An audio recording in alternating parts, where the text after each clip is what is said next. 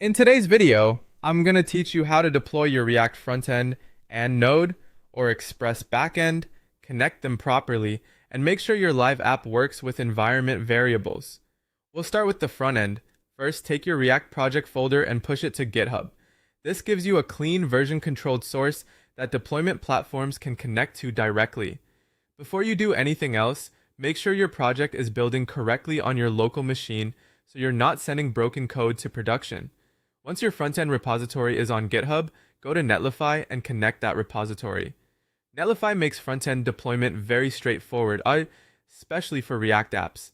During setup, Netlify will ask how your site should be built and where the final production files are located.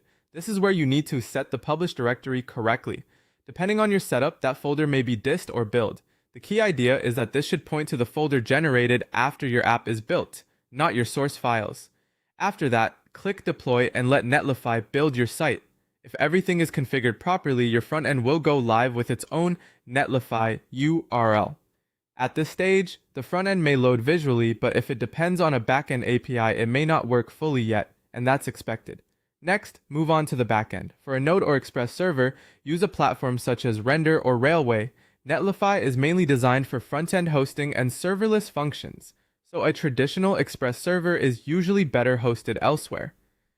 Upload your backend project to GitHub if you haven't already, then connect that repository to Render or Railway and deploy it there. Once the deployment finishes, you'll receive a live backend URL.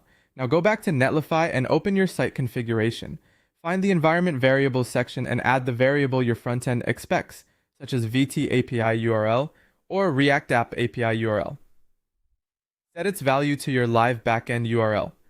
This is a very important step because it tells your frontend where to send API requests in production. After saving the environment variable, trigger a redeploy on Netlify. This matters because frontend apps usually read environment variables at build time, so simply adding the variable isn't enough by itself. Redeploying ensures your app is rebuilt with the correct live server URL included. Once the redeploy finishes, test your site again. Your front end should now fetch data from the deployed backend instead of trying to use a local server. If something still isn't working, double-check the backend URL, the environment variable name, and the publish directory. With those pieces in place, your full-stack app should be successfully deployed and connected.